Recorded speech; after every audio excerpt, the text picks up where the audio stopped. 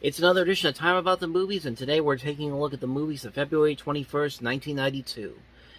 And this weekend in particular had some very interesting movies, in that most of the movies that we're going to talk about today all had very troubling histories behind the scenes, and some very troubling production histories, and right down to our last movie even being called Falling from Grace. But we'll get to those movies as we move along here. We got 4 movies to look at today. So let's start right with the first movie that we have here, and that is Sylvester Stallone in the infamous comedy Stop or My Mom Will Shoot, co-starring, I should say, the Golden Girls Estelle Getty.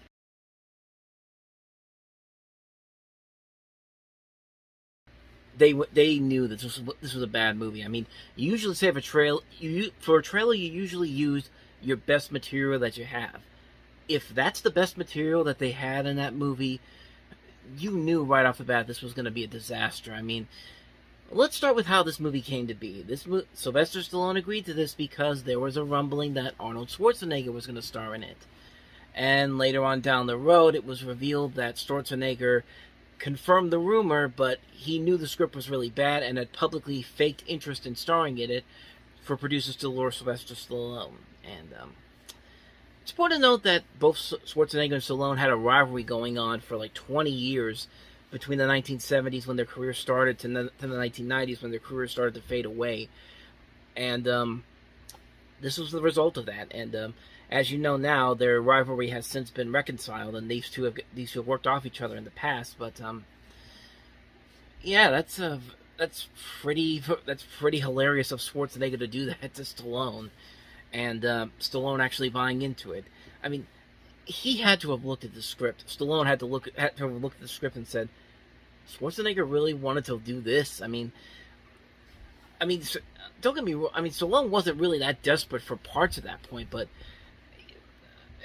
this was just one of those things where I really think he just took it because he knew that Schwarzenegger was going to take it. But in the reality, Schwarzenegger wanted nothing to do with it. It just said, "Hey, Stallone, take it."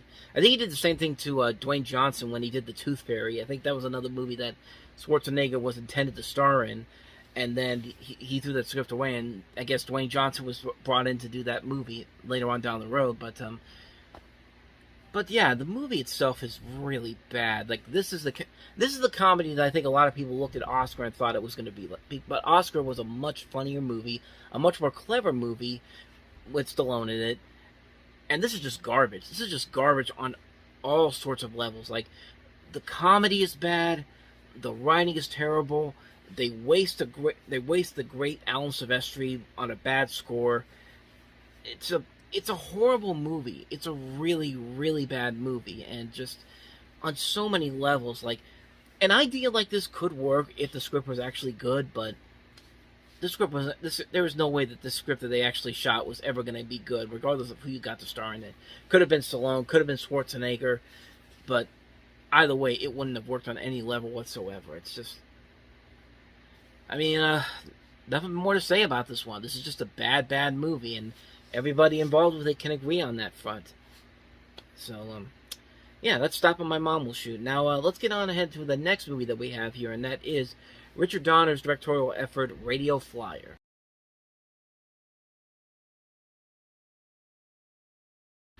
Yes, play the whimsical music over this movie that's an allegory for child abuse, because holy crap, this movie is way darker than this movie lets on in those trailers. Like, the trailers make it look like this sweet, wholesome coming-of-age story about childhood, and all is about this old guy looking back on his life as a kid, when it's clearly showing that this movie is using escapism fantasy as an excuse to get away from child abuse. But I just can't get around that somebody actually thought that this was actually going to work as a movie. And this has been a movie that's been around for a couple of years. It actually went through various different studios, like Warner Brothers and Columbia Pictures had it at once.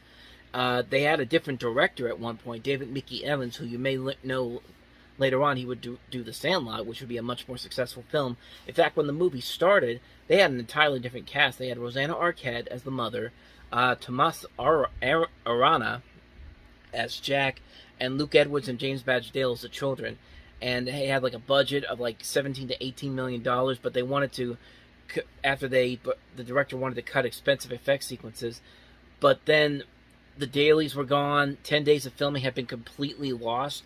$5 million was lost on that 5 days alone. And Evans was eventually fired. Richard Donner came in to direct.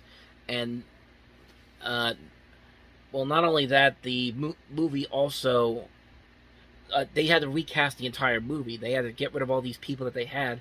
And so they'd had people like Lorraine Bracco come in, which I love Lorraine Bracco. This is the third day in a row that we've talked about a bad movie with Lorraine Bracco involved. We talked about her in Medicine Man a couple days ago. I did a talking about the movies, talking about her appearance in Pinocchio, which is a terrible movie, and now we're talking about Radio Flyer. It's just like she picks a really bad script. She's a great actress, but she really, really picked some bad movies back then, and this is no exception. Like, on top of that, Tom Hanks is also in here. He has an uncredited appearance as the older Mike, and he actually narrates the story, and it's just like, and it got so weird that test audiences, when they saw this movie, they were confused by the ending, and reshoots led to them putting that prologue in there with Hanks in there, and it's just like, this movie is so disastrous on so many levels. I don't know what the hell they were thinking. Like, they should have stopped making the movie at first before they could figure out a better way to tell the story. But it's just like, but they're just like, no, we're just gonna keep going. I mean, we're just gonna. Let's completely ignore the fact that this movie is about using fantasy to get away from child abuse. I mean, that's really the one thing you take away from this movie. This movie has so many dark elements to it that make no sense whatsoever. It reminds me so much of Sucker Punch in a way. Like, that movie was also kind of like using fantasy and sci-fi as in dreaming of getting away from these people abusing these other people. But that was with older girls in that one. This one's with little kids, and there's just nothing to it. There's just no point to it, and there's no resolution for it except that Bobby succeeds. The kid in this movie succeeds evading his stepfather forever, and that's the true ending of the movie. And it's just like, you don't know that. Like, you don't know.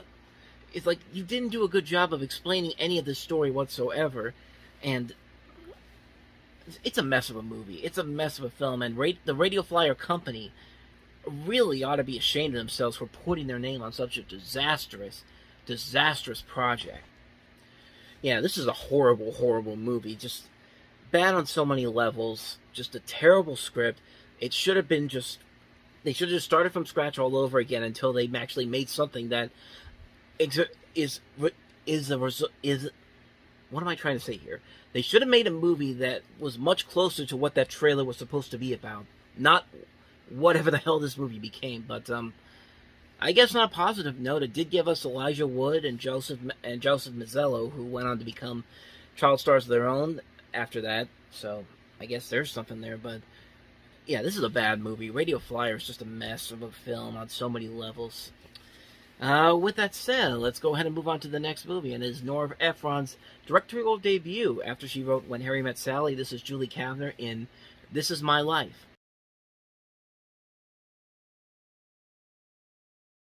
Of course, Julie Kavner is Marge Simpson on The Simpsons, and Nora Ephron, as I said, was the writer of When Harry Met Sally. She also wrote Silkwood. Other movies she wrote include Heartburn, Cookie, My Blue Heaven.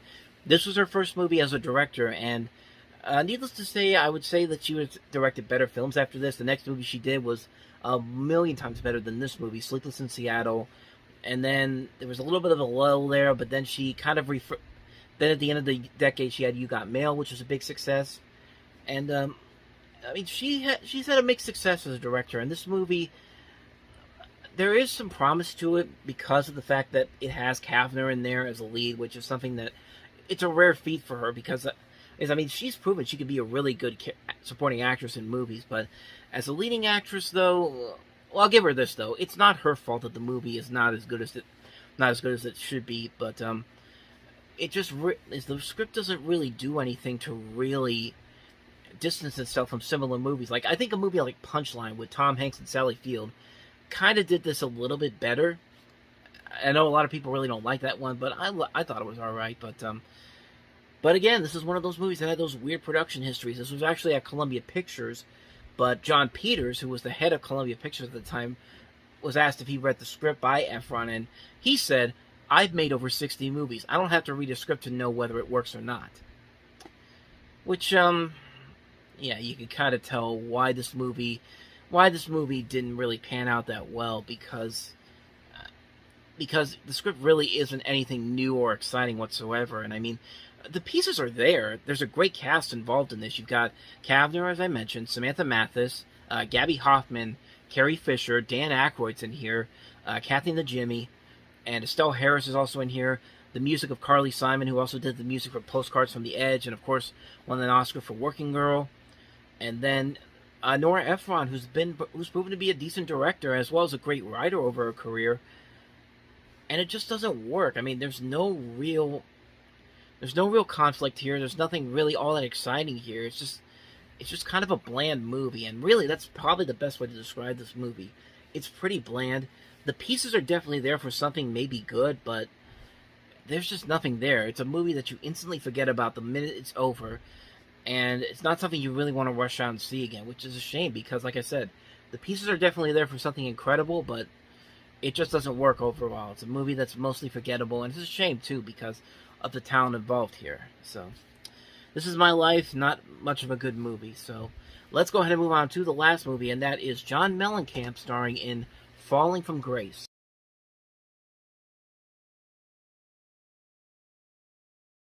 So John Mellencamp makes his directorial debut and acting debut in this movie. The script this is based off of a story by the author of Lonesome Dove, Larry McMurtry.